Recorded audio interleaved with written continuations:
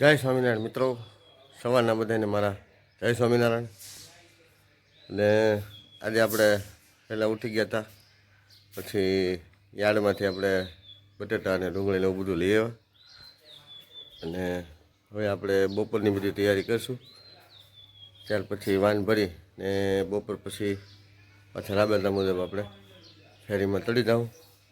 ને અત્યારમાં આપણે સુખડીને કઠોળને એવું બધું બનાવી નાખીએ, એટલે આપણે બપોરની તૈયારી કમ્પ્લીટ. જો મિત્રો, અમે બટેટાનો ચૂંદો અને સાબુદાણા એટલે કે બટેટા સાબુદાણાની આજે વેફર બનાવી છે, સરસ મજાની. આ વેફરની અંદર આપણે 4 કિલો બટેટા લીધા છે, જે 2 કિલો મુકાઈ ગયા, 2 કિલો બાકી છે. તો આ બધી પ્રોસેસ અત્યારે ચાલુ છે. આપણે આ કમ્પ્લીટ વેફર પાડી અને પછી હોવાનું છે આજે. અને આ છે આપણા સાબુદાણા, જે આપણે 1.5 કિલો લીધા છે. લગભગ સવારે 8 વાગે પલાળી દીધા છે. એટલે હવે અત્યારે આ બટેટાની આજે ચૂંદો મિક્સ કરી 4 કિલો બટેટા, 1.5 કિલો સાબુદાણા, અને એમની અંદર આપણે નાખીશું આખું જીરું, પછી મરચાંની ગ્રેવી, લીંબુ અને તીખાની ભૂકી, અને આવતું જાતું થોડુંક સંતળ નાખશું, એટલે જેથી ટેસ્ટ ખૂબ સરસ આવશે.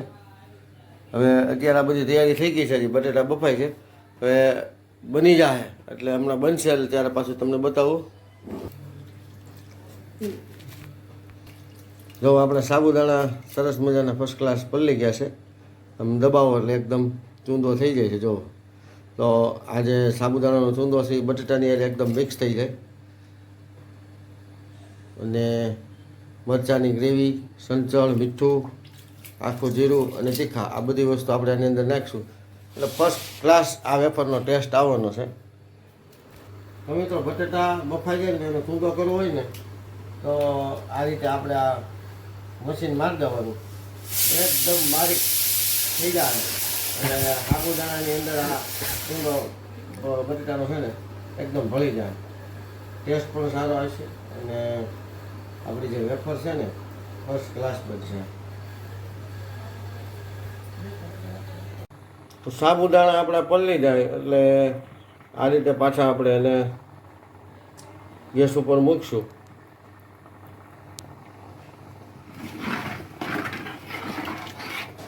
અને આ રીતે હલાવતું રહેવાનું એટલે નીચે બેસે નહીં, અને સાબુદાણા બફાઈ જાય એટલે આપણા એકદમ એકરસ થઈ જાય. આ બધી પ્રોસેસ આમ હેલી છે, પણ આમ બધી થોડીક અઘરી છે, કારણ કે જો સાબુદાણા હલાવી નહીં તો નીચે બેસી જાય, તો ચિકાશ બધી બેસી જાય તો મજા ન આવે. ને આ જેમ ગરમ થાય એમ સાબુદાણા એકરસ થતું જાય. પછી આની અંદર આપણે બટેટાને ભાવો, તીખા, જે કાંઈ વસ્તુ આપણે બધી નાખવાની નાખી ત્યાર પછી આપણે વેફર પાડીશું. તો આ રીતે આપણે હલાવ્યા કરવાનું. સાબુદાણા મૂકી ત્યારે એકદમ સફેદ કલરમાં હોય, અને જ્યારે આપણા સાબુદાણા ચડી જાય એટલે એકદમ પાણી કલરના થઈ જાય છે. જો એટલે આ આપણે બટેટાની અને સાબુદાણાની વેફર બનવા માટે તૈયાર થઈ ગયા છે. કન્ટિન્યુ હલાવતું રહેવું પડે.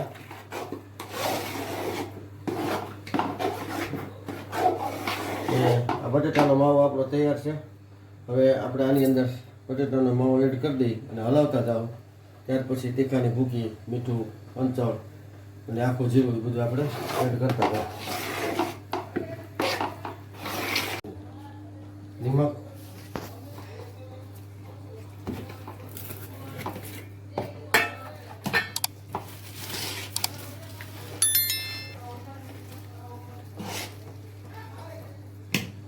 આખું જીરું નાખો તો બધું સ્વાદ મસ્ત રહે.